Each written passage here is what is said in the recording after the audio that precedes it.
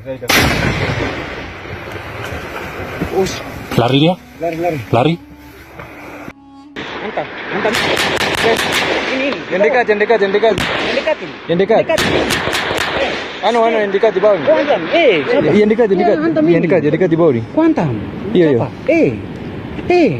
Amat hantam yang kecil. Halo sobat barbar yang tidak suka perdamaian pastinya. Nah, menjadi seorang prajurit tentara berarti harus rela mengorbankan nyawanya untuk menjaga kedaulatan NKRI. Seseorang tentara harus mau ditugaskan ke pelosok negara atau negeri meski itu daerah konflik mematikan yang kerap terjadi baku hantam.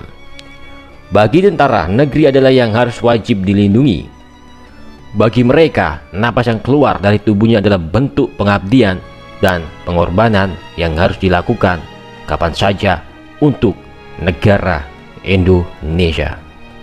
Diplomasi dan upaya persuasif sudah dilakukan, namun KKB Papua tak kunjung menunjukkan itikat baik dalam pangkuan NKRI.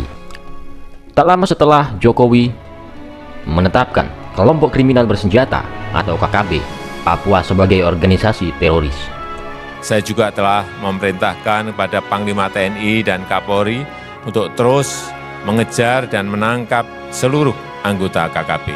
Saya tegaskan, tidak ada tempat untuk kelompok-kelompok kriminal bersenjata di tanah Papua maupun di seluruh pelosok tanah air. Salah satu pasukan elit TNI Angkatan Darat, yaitu pasukan setan, dikirim ke Papua. Misinya hanya satu, yaitu menumpas teroris KKB Papua. Tak ada ampun lagi untuk KKB atau OPM Papua. Kali ini Presiden Jokowi dan Panglima TNI tak main-main akan menghabisi para KKB atau OPM tersebut. Pemburuan terhadap personil kelompok kriminal bersenjata KKB di Papua terus dilakukan. Dan berita terkini, TNI Angkatan Darat mengirim salah satu tim elit atau pasukan khusus mereka dari Yonif 315 ke bumi Cendrawasih untuk memberantas kelompok-kelompok separatis.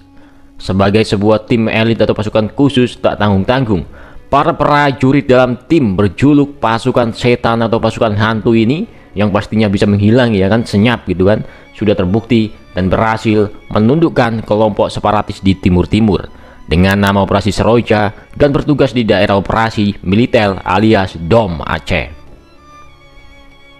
Pangdam 3 Siliwangi, Majen TNI Nugroho Budi Wiyanto, telah mengunjungi markas pasukan khusus atau pasukan elit TNI Angkatan Darat ini yang bermarkas di Gunung Batu, Bogor, Jawa Barat. Hal ini terungkap dalam keterangan resmi yang dibagikan Kodam 3 Siliwangi kepada media sosial. Dalam keterangan resmi itu disebutkan bahwa sejak beberapa waktu lalu, para prajurit Batalion Infanteri 315 atau Yonif 315 TNI atau dikenal sebagai pasukan setan yang senyap dalam penyergapan. Pasukan setan ini telah dilatih menembak runduk atau sniper, bertempur hingga berpatroli di daerah hutan dan pegunungan.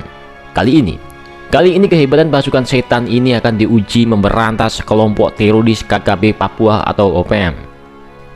Nah, pasukan setan masuk dalam Satuan Tugas Pengamanan Daerah Rawan atau Satgas PAM Rawan di Papua.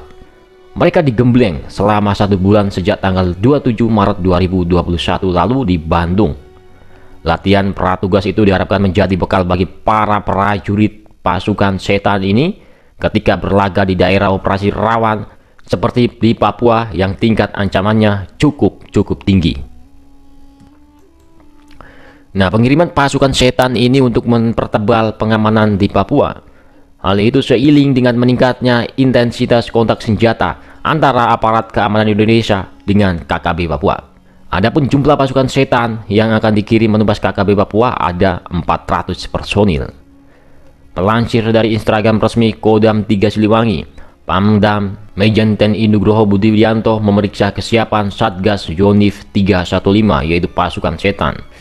Dalam kunjungan tersebut, Pangdam Siliwangi sempat mendengarkan pemaparan kesiapan personel dan material dari Yonif 315 yang juga menjabat sebagai dan Satgas PAM Rawan.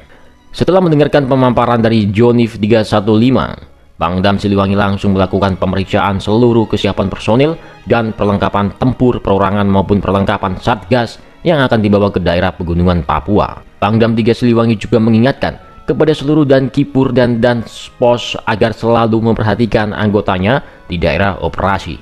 Ia juga menyampaikan seluruh pasukan yang ikut terlibat dalam operasi di daerah rawan harus menjaga soliditas dan nama baik satuan dan nama baik TNI. Tak hanya itu, selama berada di daerah operasi seluruh pasukan harus saling menjaga satu sama lain serta bertugas dengan penuh kewaspadaan. Seluruh prajurit Satgas Pamrawan Yonif 315 atau yang disebut pasukan setan ini agar Satgas Pamrawan berangkat 400 dan kembali 400 prajurit lengkap, bahkan berhasil sesuai harapan pimpinan. Selamat bertugas. Kami percaya para prajurit akan mampu melaksanakan tugas dengan baik. Tugasmu penuh tantangan dan rintangan, tapi kaulah prajurit pilihan untuk bisa menyelesaikan tugas dengan baik. Yaitu tugasmu sekarang ialah membasmi kelompok kriminal bersenjata atau OPM di Papua. Nah, perlu diketahui juga, prestasi pasukan setan ini sangat-sangat moncer. Pasukan ini hampir selalu berpartisipasi dalam melibas aksi pemberontakan di Indonesia.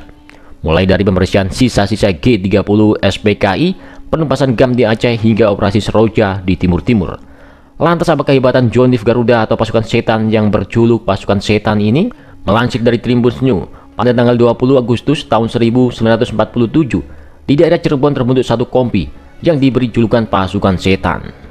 Kompi ini sempat beberapa kali berganti nama, hingga akhirnya pada tanggal 1 April 1952 resmi diberi nama Batalion 315 atau Garuda.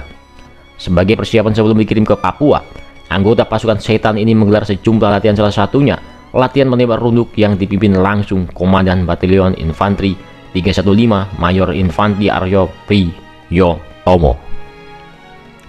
Pada pelaksanaan latihan ini telah direncanakan sedemikian rupa sehingga sasaran latihan ini dapat meningkatkan kemampuan para prajurit bagi para penembak runduk yang akan melaksanakan tugas operasi Pamrawan di Papua.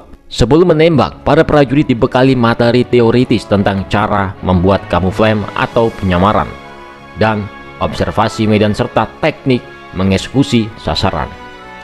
Prajurit dilatihkan agar kamuflase. Mereka tidak terdeteksi oleh penglihatan musuh saat melaksanakan tugas observasi medan dan sasaran. Bahkan sesama personel tidak saling kenal di lapangan. Kemudian para prajurit Yonif 315 menjalani praktek langsung latihan menembak runduk di lapangan. Mereka secara bergilir diberikan kesempatan untuk mencoba dan mempraktekkan teknik maupun taktik sebagai penembak runduk. Senapan dengan sistem blok aksion ini menggunakan amunisi kaliber 7,62 x 51 mm dengan bobot 6,82 kg. Senapan ini memiliki panjang laras 650 mm yang ditambah dengan teleskop. Dalam pertempuran, penembak runduk memegang peran penting untuk bisa melumpuhkan lawan dari jarak jauh. Yang suka PUBG mana nih PUBG bos? Biasanya para penembak runduk ini tidak hanya digunakan untuk operasi penugasan, melainkan juga menjalankan penugasan khusus seperti pengamanan VIP atau VVIP.